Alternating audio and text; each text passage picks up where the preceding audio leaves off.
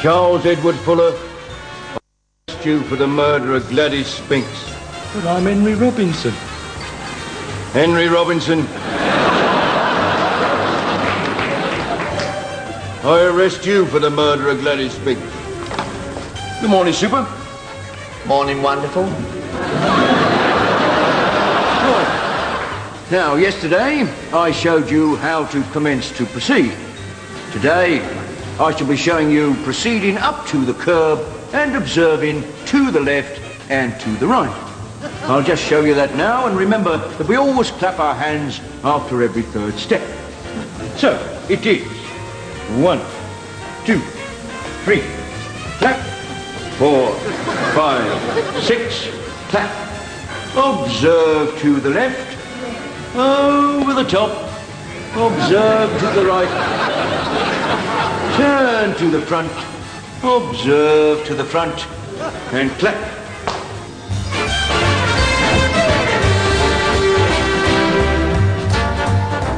A condensed version of The Frost Report from March 1966, the programme which forged one of the most popular comedy partnerships of all time, and a partnership that would doubtless have flourished even if those partners had been christened Sid Corbett and Neville Barker.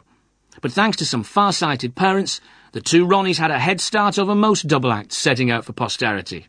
Ronnie Barker was born in Bedford in 1929 and grew up in Oxford.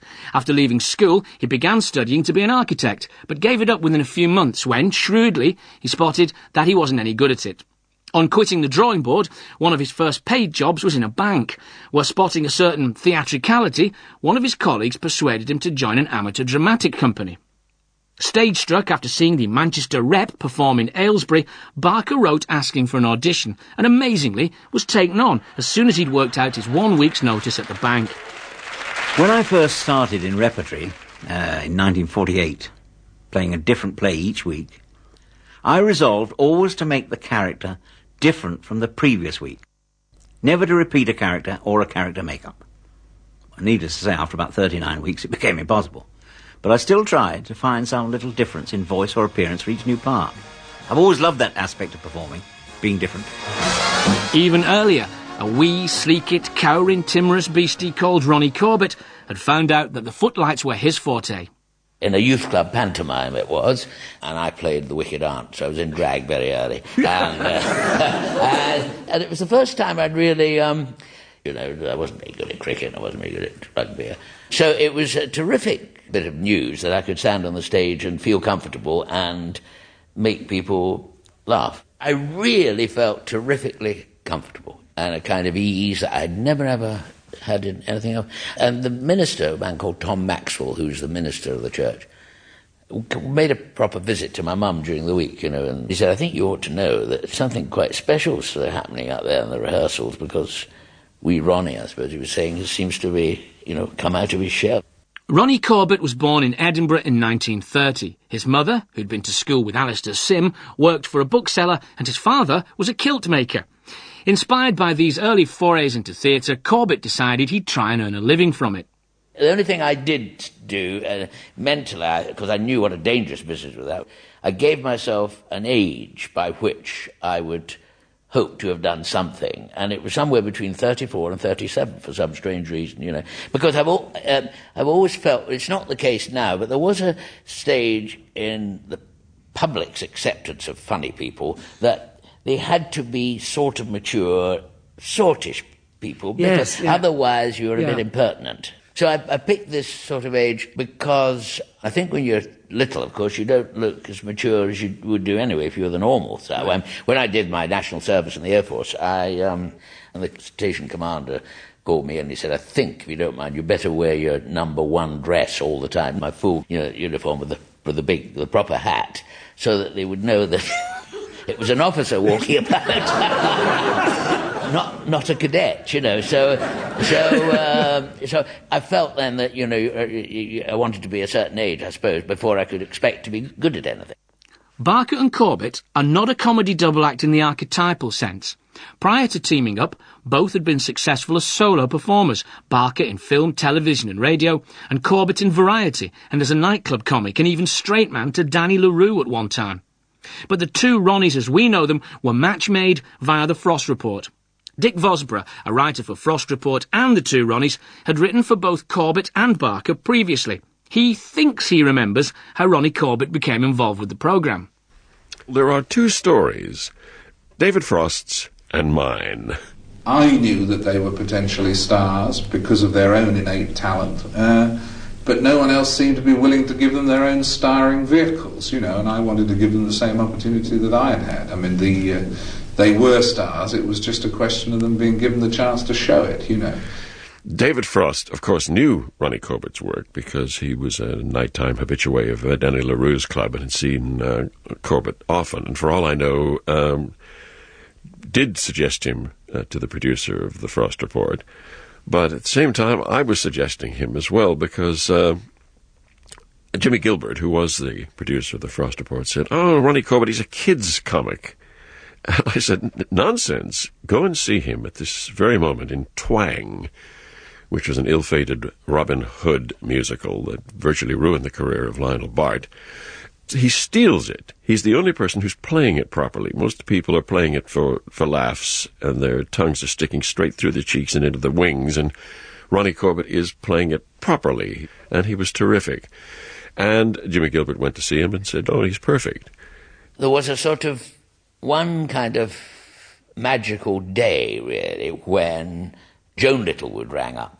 I'd never ever worked for Joan, but she'd seen me in the club at Danny's and Winston's, and she was about to do this wonderful show, which was written by Lionel Bart, following Oliver, going to be choreographed by Paddy Stone, designed by Oliver Messel, and she was going to direct it. And would I be in it? Well, of course I was thrilled.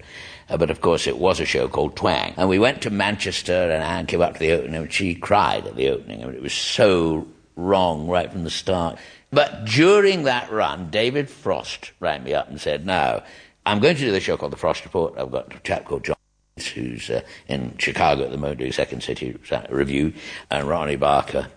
And if Twang comes off, you'll be able to do it." Twang did indeed come off after only 6 weeks. The show was an utter flop. And so the liberated Ronnie Corbett was free to join the Frost Report. It is the verdict of this court that you be taken from here to a place of execution and hanged. I understand you've been riding a bicycle without lights. You're fined 10 shillings, and may God have mercy on your soul. Ronnie Barker was already a well-established actor when he joined the Frost Report. A performer first and foremost, he was nevertheless aware that the capacious maw of TV devoured comic material, demanding new jokes every show. And thus it was that the enigmatic Gerald Wiley was born.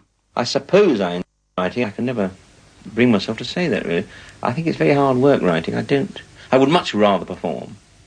I only started writing because we needed some material. The material was getting very thin, and I wasn't. And we suddenly decided, we're going to run out of stuff. What's going to happen? I mean, this is a daily thing. Every day you think, God, stuff is getting eaten up by television all the time. And so I thought, well, I'd like to have a go at writing some sketches. I had a few ideas. And so I secretly sent in the sketches. I called myself Gerald Wiley because I thought it was an ugly name and people would believe that it must be real. No one would call themselves Gerald Wiley. That's what I called myself. And it worked because it didn't occur to anyone that it was me. Especially as I said, I sort of sometimes liked the scripts and I pretended not to understand them. And I thought it was the only way to make sure that it was taken on its merits rather than people saying, "Oh, yes, very good, Ronnie, very nice." If I'd written them under my own name. "Oh, very nice." And really, they hated them. Good day, Inspector J. Morning, Dawning. Any news of the girder murder? Yes, sir. Good shot is back shot. Well, you must be pleased that situation's eased. The relief is beyond belief, Chief. My mind is once more a blank, and I've only got you to thank. All right. Let's have the fawning, Dawning. I'm glad to hear your head is clear. It leaves more space for the Mrs. Mace case to take its place. Well, I think, if you get a marvellous script and there's a space for 2 other jokes, then and they're going to work, if you're sure they're going to work, and they are within the character of the sketch, then it seems utterly crazy to leave them out. Because that's what humour is about, and comedy is about being as funny as possible, not just sort of and funnily enough, you've got to be as funny as you can possibly be within that time. So therefore, if there's a couple of jokes that suggest themselves, and they are right, as long as they don't overbalance anything, then I think they should go in. The Mrs. Mays case, have they traced the face? No, what's more, the nightdress is still missing too. Ah, is she sure which nightdress she was wearing? She's not mistaken which was taken. How come, little chum? Well, to the voluptuous Mrs. Mays, each of her nightdresses are equally attractively seductive or seductively attractive. Whatever she wore, she would always be a bountiful, beautiful nighty-full. I would be delighted to be selected to Inspector. Any prospect of any suspect? Yes, 3. 2 of them are actors who lodge with Grace, Mrs. Mays, at her place in the chase. One is Leo Mighty, a leading man well known for his portrayal of farmers, charmers, and men in pyjamas. And the other one is Roger Manger, the stage manager, who once played a mad stranger in a film with Stuart Granger called Deadly Danger. May I add another to the list if I am not being bumptious or presumptuous? Who? Sergeant Bodger. Bodger? The replacement constable from Dunstable? You must be mad, lad. Just a theory, dearie. Here is something you don't know. I don't know. I have had words with Roger. Roger? The lodger. Oh, Roger Manger, who played the stranger with Granger. He says he saw Leo taking the nightdress. He was staring through the keyhole in Mrs. Macy's door. What? He dared to stare through there? Would he swear he saw Leo Mighty take the nightie? He'll do plenty of swearing. No wonder he was staring. It was the nightdress she was wearing. What? Surely not. He jumped on the bed and pulled it over her head. She went red, so he fled, and he hid himself in the shed and wished he was dead. She was going to call her cousin, went dizzy in the head, so she lay on the bed instead and went red. So you said. Roger is a liar. Have you any proof, you silly old poof? I've seen the bedroom where Mrs. May sleeps. It's an attic, therefore this story about pulling the nightdress over her head must be false. He must have pulled the nightgown right down. There's no headroom in her bedroom. So Roger is lying. Roger's the culprit. Game, set and match. So ends the disgraceful Grace Mays case. I'll just inform the inspector. Oh, the chief inspector. What a relief, Inspector. Hello, Inspector. Yes, we've solved the Mrs. Mays case. You will be glad to hear that Leo is innocent and so is Sergeant Bodger. Yes? In other words, 'twas not Leo Mighty who lifted the night, it was Roger the Lodger, the soft-footed dodger, and not Sergeant Bodger, thank God. The Strange Case of Mrs. Mace from 1975, in which Ronnie Barker, as writer, is clearly revelling in a love of wordplay. Yes, I do love words, yes, I do. Yeah, I'm always thinking, I always think in terms of words. I'm not a visual man, You have, of course, and we're going to make a virtue of this in the two, Ronnie, because one of my favourite bits of it is the mispronunciation thing. Oh, yes. Yes. Do you want a bit of that? I'd like I'll give you a bit of that. I can give you a bit of that. Good evening. Last year, I spoke to you appealing for help for those who, like myself, have trouble with worms. They can't pronounce their worms properly. Now, I am the secretary for the Loyal Society for the Relief of Sufferers from Mispronunciation. Now, the reason I'm once more squeaking to you tonight is that many people last time couldn't understand what I was spraying. So I'm back again on your little queens to strain it and make it all queer. It's a terrible thing to be ting-tied. It's even worse when your weirds get all muxed up and come out in say that you did not what your thing be. Like I did just then, only crutch much nurse. It can be cured by careful draining at special draining stools, which the Society has fed up all over the Twittish Isles. And for the really dicky-felt cases, we have a 3-year bash course on the Isle of Fright. But the disease is spreading. It affects people from all walks of life, members of the civil service, lawyers, silly sodders, commercial dribblers, cop sheepers and wackery firkins, especially on the nightshirt. And famous piddlyticians like Whitley Hamilton, not forgetting, of course, Peanock Owl, stars of Screech and Stain like Black Mygraves, Frantic Howard and Peculiar Clark, and, of course, rude old Norieff, the ballet dangler.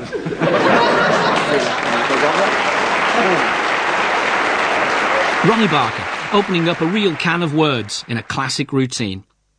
Their stint on the Frost Report, alongside David Frost and John Cleese, lasted from 1966 to 1970, during which time they came up with, amongst other gems, the classic working, middle and upper class sketch, which was echoed within the team. Both John Cleese and David Frost were privately educated Oxbridge graduates. Barker and Corbett were grammar school boys. There was no friction, but it did make for a natural separation. Barker and Corbett gravitated towards each other, which helped cement their working relationship. Their big break came, though, thanks to a fortuitous case of the Gremlins. The story is, as I remember it, that Ronnie and I were hosting BAFTA live from the Palladium, and there was a technical breakdown. And Ronnie and I, they claim now, held the fort and kept it going, kept the audience entertained, you know. And Paul Fox was sitting next to Bill Cotton and said, can we get these two for the BBC, do you think? Barker and Corbett struck out on their own together, if you see what I mean, at the BBC. They took as the name of their new show the shorthand that had been used on the Frost Report, as in, oh, the two Ronnies could do that sketch. A casual start for what was to become one of British TV's most popular and long-running institutions. The two Ronnies ran on primetime BBC One from 1971 till 1987, 12 series plus Christmas specials for a total of 98 shows, which, because of the show's open-door policy, gave first exposure to writers like David Nobbs, The Fall and Rise of Reginald Perrin, David Rennick, One Foot in the Grave, and John Sullivan, Only Fools and Horses, as well as most of the future Python team. The Ronnies themselves, though very much a team, were never the umbilically joined straight man, funny man double act of antiquity. We started off at the BBC, we did a special each, so that we made our presence felt as separate units. We diligently, throughout our lives, kept a separateness. Ron did Porridge and Open All Hours, and I did variety shows and Sorry and things, but we loved working together. And we sat down, having done these two specials, we sat down and worked out what sort of our varied skills, and although they're not terribly different from each other, there are areas that neither of us were as good at going into as others. And we created this show, this shape, with the news items and the sketches, the quickies, and Ronnie's character single with the moustache or being somebody else, and my chair bit being very me, and a musical item and a film bit in the middle. And we created that shape, that show. We did try once altering a little bit of it, and just for one show, and it didn't work. It just fell into place and stayed that way. It had a perfect rhythm to it, didn't it? Yes, that's right. That's right. We are very lucky in that we both have exactly the same sort of sense of humour. We're on the same wavelength exactly. And so we never have to argue about whether a thing's funny or not. We both instantly know. We say, that's good, yes it is. Or that's bad, yes it is. That's the difference, I think, between us and a lot of other... We don't call ourselves a double act, but I mean, two people working together. We do take turns to do the comic lines and the feed lines. You know, we are swapping around all the time within the same show. You know, whatever the sketch demands or the number, there it is. We play either or, you know, straight man or comic. Stephen Harry. Hello, Bert. What are you going to have? It's very kind of you. I think I'll have a pint of... What, light? No. Brown? What? No. Mild? No. Bitter? Bitter. Have a pint of bitter. Pint of bitter? Yeah. Well, how are you then, eh? All right? Marsh and Grumble. Just been up the... Up club? No. What, dogs? What? No. What, fish shop? No. Doctors? Doctors, yeah. I've just been up the doctors. Yeah. Only I've been having a bit of trouble with my... Chest? No. Ears? Waterworks? No, wife. Oh, wife. Only she's got it in her head that I'm a little bit, annoyed with her? No. What, a drunk? What, no. A pup? No, no, a bit under the weather. Oh, I know. Yeah. Doctor's examined me thoroughly, says nothing to worry about at all. Oh. So it's all right. Yeah. Got me to drop my... yeah. Had a good look at my... Go on. Told me there was nothing to worry about at all. He said, on the contrary, he said I was very... First class? No, Fascinated? No. Not friendly, did you say? No.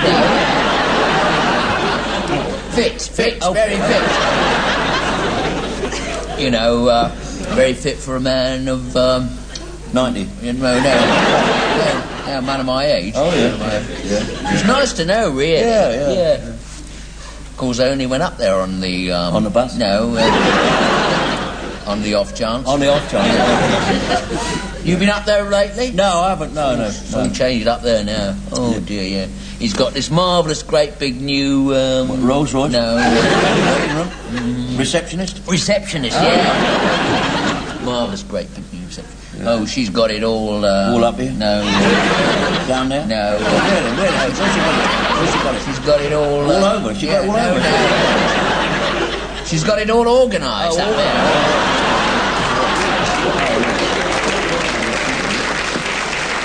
The more private and anxious of the two, Ronnie B's was a much more scripted and prescribed approach to performance than Ronnie C's. When they appeared together away from television for the first time, Dick Vosborough. Corbett was surprised to find that Barker was exactly the same every night. Every gesture was precisely the same, because that's the kind of man he is. He's a theatre man, and it wasn't broke, so why try and fix it? Whereas Corbett, although always giving proper cues, liked to ring the changes and keep it fresh every night and always be a little bit different.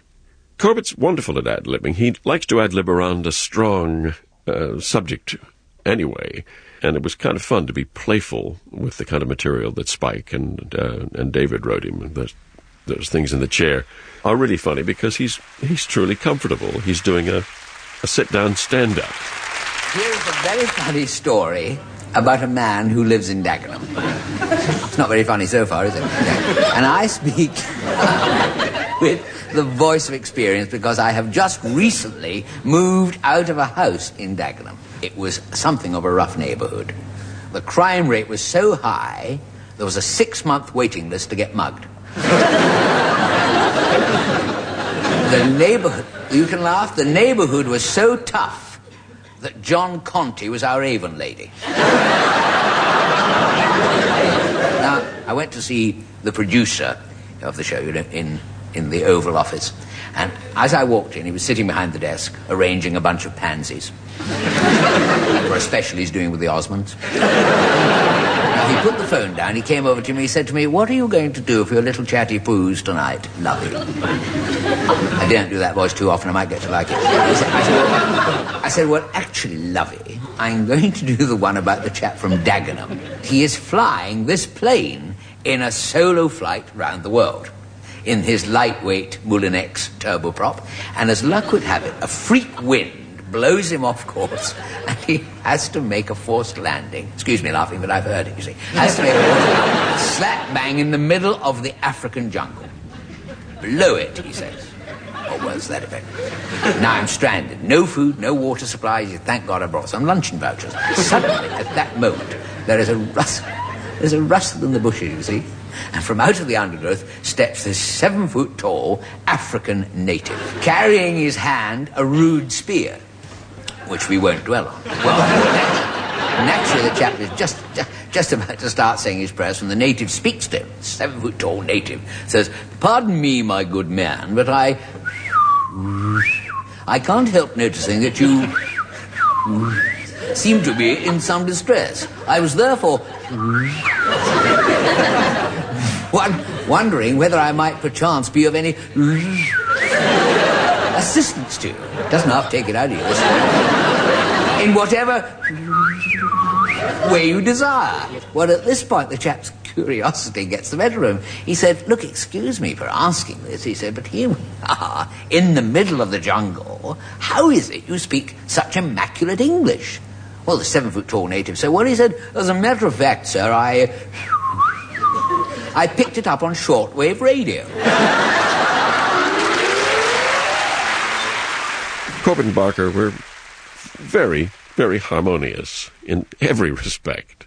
Well, he, has huge bundles of talent, writing to start with, writing sketches, writing jokes, writing lyrics, his amazing capacity for attention to detail, and fabulous artist, character comedian of huge skills. As you watch Open All Hours and see his skillful use of the gentle impediment, heightening jokes, rescuing things that aren't jokes, heightening good jokes.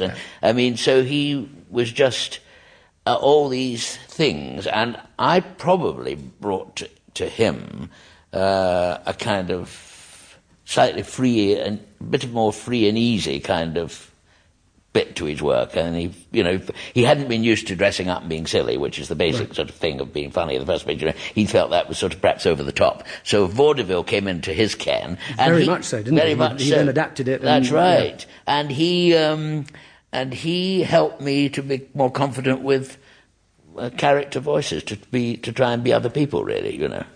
Well, the great test when you're doing a character, of course, is to actually play it in real life, in the street, in front of ordinary members of the public.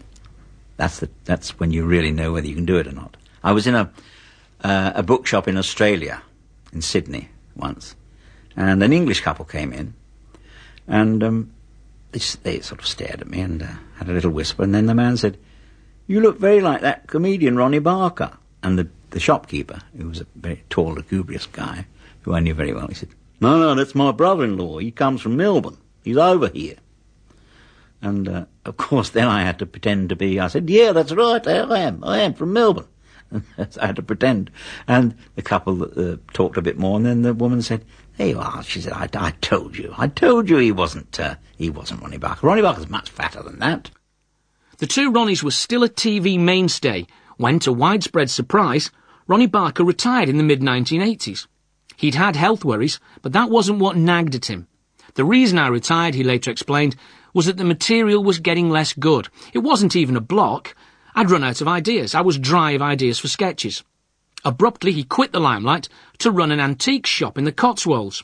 It sounds cosy, but in a business where most cling to the limelight till the last second, it was a radical move, and certainly the most revolutionary act ever to involve Chipping Norton.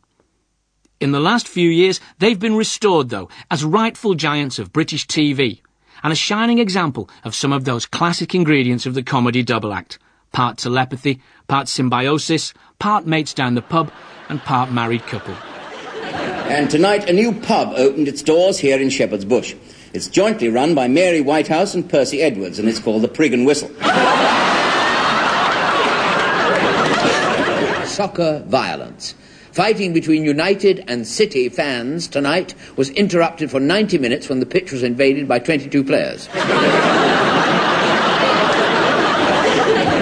And finally, the public are warned to be on the lookout for Joseph Gomez, a Spaniard last heard of living in Tooting, whose mother was a nun in Barcelona. A one-time flautist with a symphony orchestra, he is wanted for looting in Haifa, where he worked on a farm.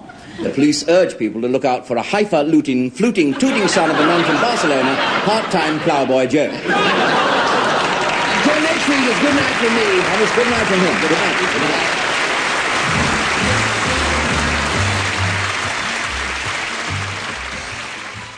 Double Trouble was presented by Stuart McConey and produced by Angela Sherwin.